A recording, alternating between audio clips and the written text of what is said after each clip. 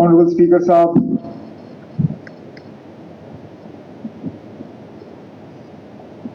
आपकी तरफ से जो हाउस के सामने ताज़ियती करारदाद विचुरी रेफरेंस पेश की गई, उसके बाद हाउस की तरफ से ऑनरेबल डिप्टी सीएम साहब ने जो रेजोल्यूशन पेश किया,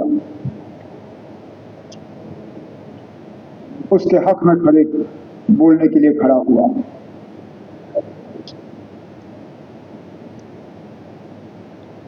अपनी जगह यकीन नहीं होता कि चंद ही दिन पहले हम इस हाउस में मौजूद थे, बजट पे कई सारे और मुद्दों पे बहस चली। हाउस एडजर्न होते होते जब आप हमें चाय पिला रहे थे, तो हम अपनी जगह यह उम्मीद कर रहे थे कि इसके बाद श्रीनगर में दोबारा मिल बैठेंगे। तब किसने सोचा था कि जम्मू कश्मीर में ऐसे हालात बनेंगे कि हमें दोबारा यहां इस माहौल में मिलना पड़े। सबसे पहले तो मैं लेफ्टिनेंट गवर्नर साहब का शुक्रिया करूंगा कि काउंसिल ऑफ मिनिस्टर्स के मशवरे पे ये स्पेशल असेंबली सेशन बुलाया गया। हमने जब काउंसिल ऑफ मिनिस्टर्स में मीटिंग की, पहलगाम के हमले के बाद उसकी निंदा करने के लिए, उसकी मजम्मत करने के लिए और उन 26 लोगों के साथ हमदर्दी करने के लिए उस वक्त ये तय हुआ कि हम ऑनरेबल लेफ्टिनेंट गवर्नर साहब से गुजारिश करेंगे कि वो एक दिन का सेशन बुलाएं। वो इसलिए कि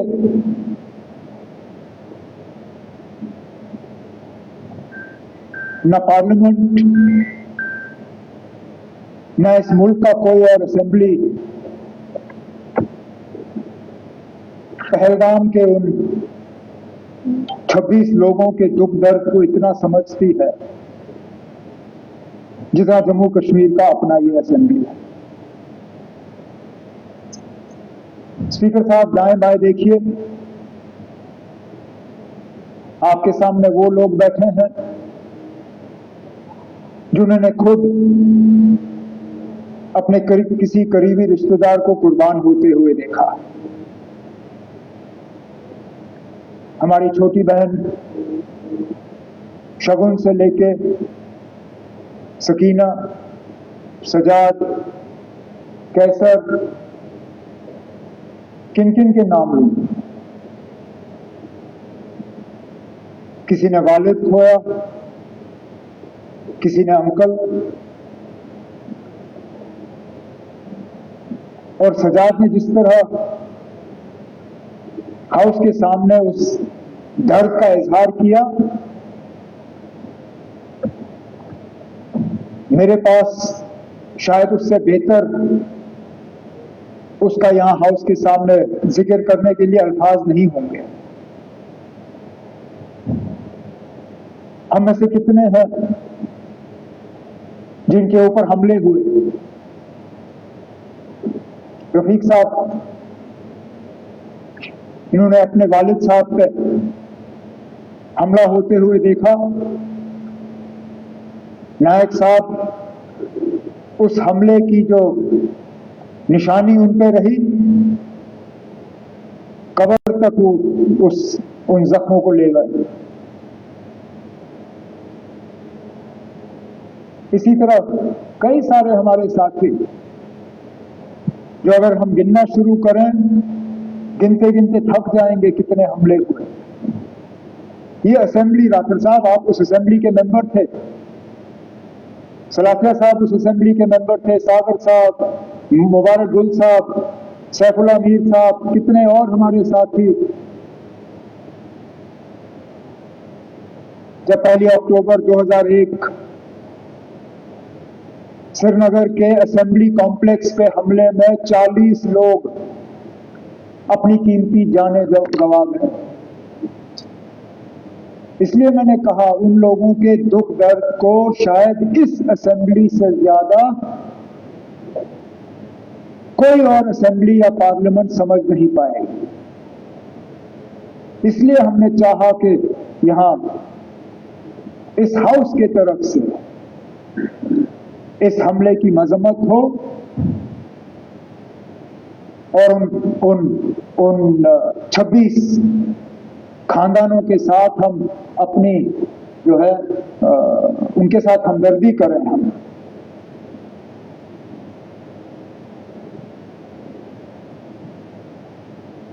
सही कहा सजाद ने, उनके नाम का जिक्र होना चाहिए। मैं चाहूंगा कि जब जो ओरिजिनल आपने ओबिचुअरी रेफरेंस मूव की उनमें जो 26 नाम लेफ्टिनेंट नेवी के अफसर विनय नरवाल हरियाणा से,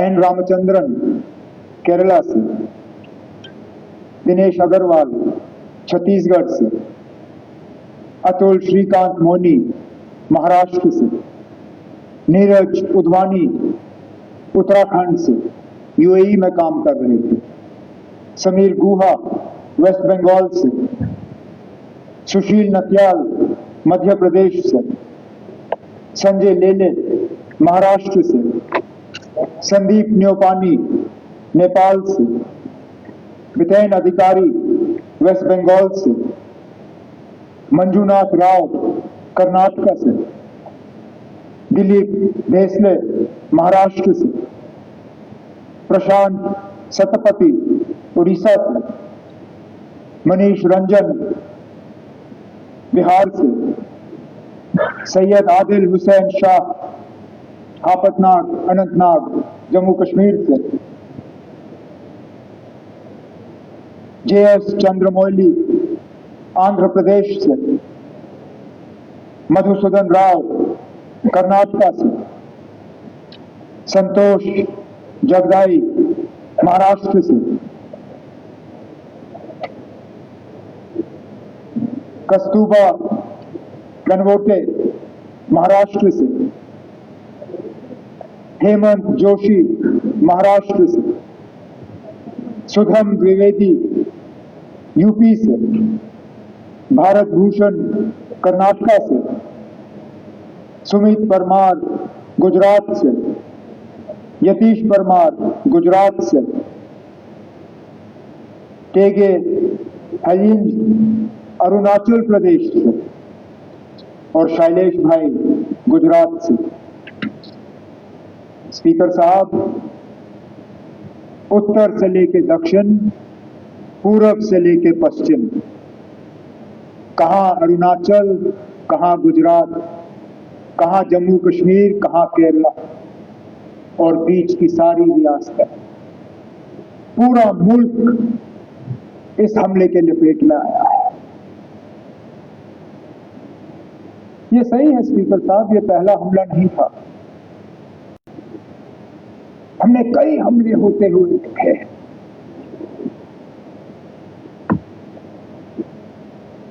हमने अमरनाथ यात्रा के कैंप पे हमले होते हुए देखे। हमने डोडा के मुख्तलिफ गांवों पे हमले होते हुए देखे। हमने कश्मीरी पंडितों के बस्तियों पे हमले होते हुए देखे। हमने सरदारों की बस्तियों पे हमले होते हुए देखे। लेकिन एक बीच का ऐसा वक्त आया था, ये बाईसरन का हमला 21 साल के बाद इतना बड़ा हमला हुआ है सिविलियन। हमें लग रहा था कि ये हमले जो है ये अब हमारे माजी का एक हिस्सा है, they're part of our past. ये हमारे आज की कहानी नहीं है, ये हमारा मुस्तकबिल नहीं है। लेकिन बदकिस्मती से वाइसरन ने दोबारा वो हालात यहां पैदा किए, जबकि हमें लगता है कि पता नहीं अगला हमला कहां पे होगा।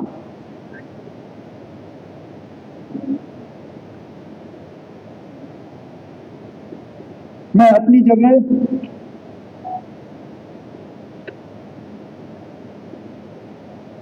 क्योंकि उस दिन लीडर ऑफ द ऑपोजिशन के साथ मैं भी पुलिस कंट्रोल रूम पे मौजूद था जब हमने 26 लोगों को वहां पे श्रद्धांजलि पेश की।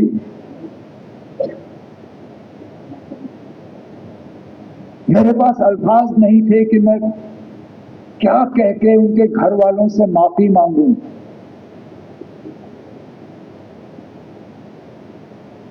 ये जानते हुए कि जम्मू कश्मीर की सिक्योरिटी, जम्मू कश्मीर की सुरक्षा, जम्मू कश्मीर के लोगों की चुनी हुई हुकूमत की जिम्मेदारी नहीं है, लेकिन तब भी यहां के वजीर आला की हैसियत से, यहां की टूरिज्म के मिनिस्टर की हैसियत से मैंने इन लोगों को दावत दी थी यहां आने की। मेजबान होते हुए मेरी जिम्मेदारी थी कि सही सलामत मैं इन्हें यहां से वापस भेजूं। नहीं भेज पाया।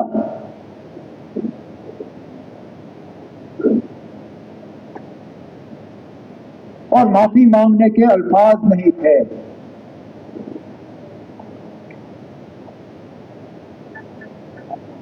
क्या कहता हूं उनको,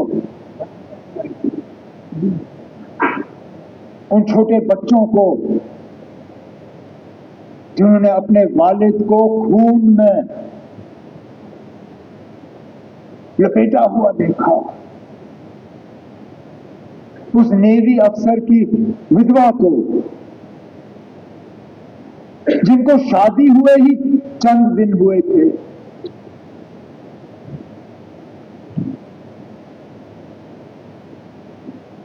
मुझे एक दो आए, मुझे कहा हमारा कसूर क्या था, हम पहली मर्तबा कश्मीर आए थे छुट्टी मनाने के लिए,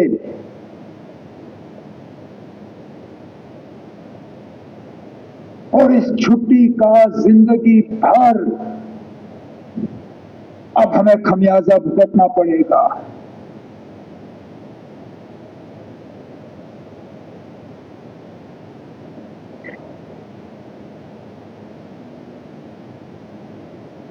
जिन लोगों ने ये किया, कहने के लिए तो कहते हैं कि हमारी भलाई के लिए किया, लेकिन क्या हमने उनसे कहा था कि हम ये चाहते हैं? क्या हमने उनसे कहा था कि हमारे नाम में आप इन 26 लोगों को कब्र में बंद करके यहां से वापस भेजें?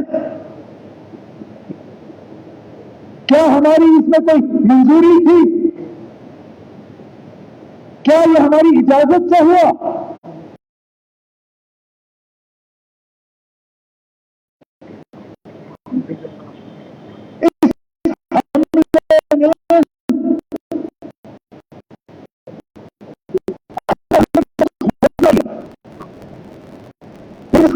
क्योंकि हर खराबी में कहीं ना कहीं हमें कोई रोशनी की किरण ढूंढने की कोशिश करनी चाहिए। बहुत मुश्किल है इन हालात में वो रोशनी ढूंढना, लेकिन स्पीकर साहब पहली मर्तबा 26 साल में मैंने जम्मू कश्मीर में किसी हमले के बाद लोगों को इस तरह बाहर आते हुए नहीं देखा। कठुआ से लेके कुपवाड़ा तक शायद ही कोई शहर या गांव ऐसा जहां लोगों ने बाहर आ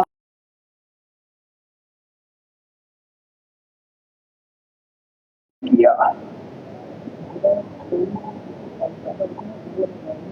और ये लोगों का बाहर आना, इसमें हम में से किसी का हाथ नहीं है। हुकूमत ये कहे कि हमने कराया, कोई और ये कहे हमने कराया, कोई नहीं ना।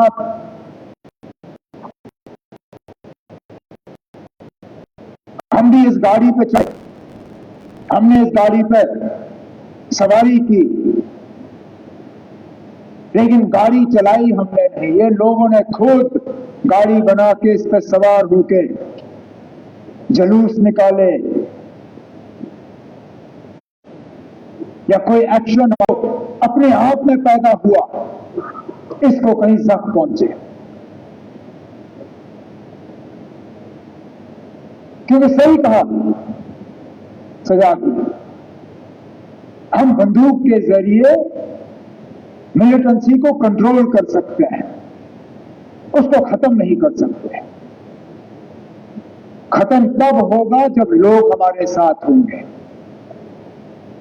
और आज लगता है कि लोग अब वहां तक पहुंच रहे हैं। स्पीकर साहब, मस्जिदों में जुमा नमाज से पहले 2-2 मिनट की खामोशी इख्तियार की गई। जामा मस्जिद श्रीनगर, ये शायद बाकी मुल्क में लोग इतना इस चीज को समझेंगे नहीं। आप और मैं समझते हैं ना। हम समझते हैं किसी हमले के बाद उस मस्जिद में 2 मिनट की खामोशी का मतलब क्या है।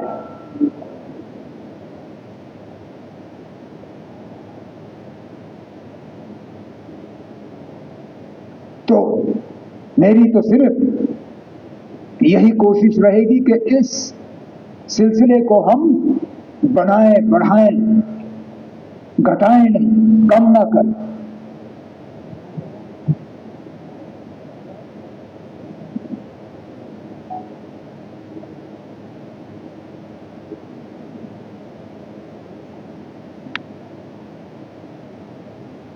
आफतार के उस नौजवान आदिल के बारे में क्या कहें। जान की परवाह सबको होती है, लेकिन अपनी जान की फिक्र ना करते हुए टूरिस्टों को, अपने मेहमानों को बचाने के लिए वो अपनी जान की कुर्बानी दे गया। भागता तो कौन उसको कुछ कहता।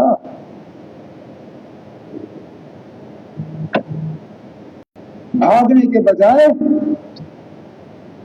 खतरे की तरफ गया। इस तरह के और मिसाल हैं जिनके बारे में आज हम सुनना शुरू कर रहे हैं। जो टूरिस्ट वहां से निकले, उन्होंने अब जिक्र करना शुरू किया। किसी एक ने वहां लोकल पोनी वाले को कहा कि मेरी बीवी और बच्चे को ले जाओ, इनको बचाओ, मुझे यहां छोड़ दो। उसने कहा मैं ना आपकी बीवी को कुछ होने दूंगा, ना आपके बच्चे को कुछ होने दूंगा, ना आपको कुछ होने दूंगा। इनको कुछ होने से पहले इनको मेरे ऊपर से गुजरना होगा। और छुपा के उनको सलामत रखा। जख्मियों को अपने कंधों पे पहाड़ से नीचे उतार के अस्पताल एम्बुलेंस तक पहुंचाया।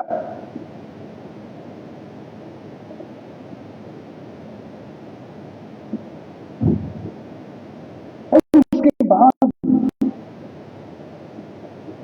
जिस तरह लोकल लोगों ने मदद करने की कोशिश की, गरीब वो शिकारा वाला जो डल लेक पे फल बेचता है, उसने अपनी किश्ती पे एक छोटा सा बोर्ड लगाया, टूरिस्टों के लिए मुफ्त फ्रूट चाट। है ना, वो दिन के 200-300 रुपए कमाने वाला, तो कहता कोई नहीं ना, ना चले मेरे हफ्ते की कमाई, लेकिन मैं कम से कम अपने मेहमानों को यह एहसास देना चाहता हूं कि हम उनके साथ हैं। वो 3 व्हीलर वाला ने टूरिस्टों को कहा कि अगर आपको हवाई अड्डा पहुंचना है, मैं मुफ्त आपको हवाई अड्डा पहुंचा दूंगा। इसी तरह की टैक्सी वाले, होटल वालों ने अपने कमरे खोले और कहा आप यहां रहिए। जिन्होंने गुलमर्ग छोड़ के, पहलगाम छोड़ के, सोनमर्ग छोड़ के श्रीनगर भाग के आए, जिनके पास रहने की जगह नहीं थी, होटल वालों ने उनको कहा कि हम आपसे पैसा नहीं लेंगे, आप रहिए यहां पर।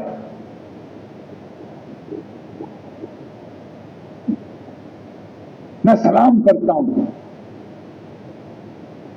यही है हमारी मेहमान नवाजी। उसके साथ साथ उनका शुक्रिया करता हूं कि उन्होंने ये किया।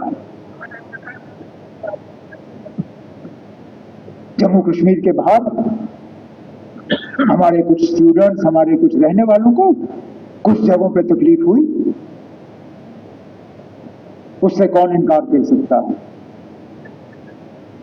लेकिन मैं उसके साथ साथ उन तमाम रियासती हुकूमतों का शुक्रगुजार हूं जिन्होंने मौके पर तहकीकात करके हालात को काबू में लाने में अपना रोल अदा किया। मैं अपने मिनिस्टर कुलीग्स का शुक्रिया करता हूं जिन्होंने बिल्कुल कम नोटिस पे जगह जगह गए। कोई शिमला, कोई लखनऊ, कोई देहरादून, कोई बंबई, कोई चंडीगढ़, वहां की हुकूमतों का मैं शुक्रिया करूंगा कि इनसे मिलने के बाद इन्होंने मीटिंगें ऑर्गेनाइज की। हम अपने तरफ से एक सिस्टम जो है वो तैयार करना चाहते हैं, सोशल मीडिया और व्हाट्सएप वगैरह का इस्तेमाल करते हुए, ताकि एक नोडल पॉइंट हमें मिले। हम तो चाहेंगे कि इस तरह के हालात ना हो, लेकिन इक्का दुक्का अगर कहीं हो जाए तो बच्चियों के पास, दूसरों के पास एक जगह होनी चाहिए जहां पर वो इन चीजों को दर्ज कर सकें। उसके लिए हम तैयारी कर रहे हैं।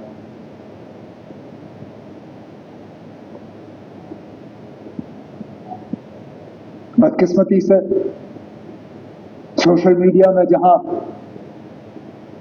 90% खबरें जो है वो सही होती है, 10% वो भी लोग हैं जो झूठी खबर फैलाने की कोशिश करते हैं।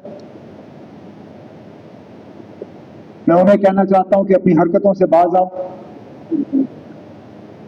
जब ये लोग झूठी खबरें फैलाते हैं तो जिन पे असली ये मुश्किल का जो उनको सामना करना पड़ता है, उनको भी फिर जो है इस झूठी खबर का खमियाजा भुगतना पड़ता है।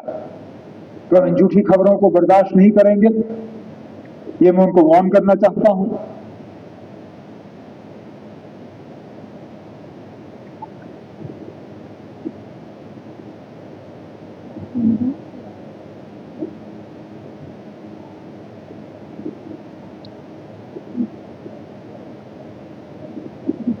स्पीकर साहब, जम्मू कश्मीर की सिक्योरिटी जम्मू कश्मीर के इलेक्टेड हुकूमत की फिलहाल जिम्मेदारी नहीं है, लेकिन मैं ये मौका इस्तेमाल करके स्टेटहुड की मांग नहीं करूंगा। अब मैं किस मुंह से इस पहलगाम के वाकये को इस्तेमाल करके मरकज से कहूंगा ना अब मुझे स्टेटहुड दो। मेरी क्या इतनी सस्ती सियासत है? मुझे क्या इन 26 लोगों के मरने की इतनी कम कदर है कि मैं अब मरकज से जाके कहूंगा ना चलो 26 लोग मर गए, अब मुझे स्टेटहुड दे दो। स्टेटहुड की बात हमने पहले भी की, आगे भी करेंगे, लेकिन लानत हो मुझ पे अगर मैं आज ये कह के मरकज के पास जाऊं कि ना अब 26 मर गए, अब दे दो। देने की बात हम करेंगे, लेकिन इस मौके पर नहीं। इस मौके पर ना कोई सियासत, ना कोई बिजनेस रूल्स, ना कोई स्टेटहुड, ना कुछ और। एक ही चीज ना, इस हमले की कड़ी निंदा, और उन 26 लोगों के साथ दिल की गहराइयों से हमदर्दी और ताज़ीम, और कुछ नहीं। ना आज नहीं, टेबल हम किसी और मौके पर थपथपाएंगे, आज नहीं। तो स्पीकर साहब, मैं अपनी बात को इसी चीज पर खत्म करते हुए इस हाउस के तमाम मेंबरों से गुजारिश करूंगा कि जो रेजोल्यूशन डिप्टी सीएम साहब के तरफ से हाउस के सामने पेश की गई है, आप इसको सामने रखें और मैं उम्मीद करूंगा कि यूनानिमसली इसको पास करके हम मुल्क के सामने रखें। बहुत बहुत शुक्रिया। जो नाम आपने यहाँ पर पढ़ लिए, इसको हम ऑबिचुअरी रेफरेंस का हिस्सा बनाते हैं। यकीन जानिए, जब ऑबिचुअरी रेफरेंस बनाने का मौका आया, सबसे पहला सवाल मेरा ये था कि मुझे नाम बताइए। मगर बदकिस्मती ये है, जिस कवाटर से हमने नाम हासिल करने की कोशिश की, मुझे लगा कि उनको कुछ रिजर्वेशन थी, नाम मिले नहीं। वरना मुझे पता है कि नाम इस ऑबिचुअरी रेफरेंस में न लिखना क्या मायने रखता था। ये बहुत जरूरी था और आपने एक अच्छा पॉइंट रेज किया। शुक्र है कि ऑनरेबल चीफ मिनिस्टर साहब ने वो नाम हमें दिए, हम इसको अपना इसका ऑबिचुअरी रेफरेंस का हिस्सा बनाते हैं। अब सवाल ये है कि जो ऑनरेबल मेंबरान इस करारदाद के हक में हों वो हाँ कहें, जो इसके खिलाफ हो वो ना कहें। करारदाद बेइत्तेफाक की राय मंजूर हुई। इसके साथ ही हमारी आज की कार्रवाई खत्म होती है और ये ऐवान गैर मुअय्यना अरसे के लिए मुलतवी किया जाता है।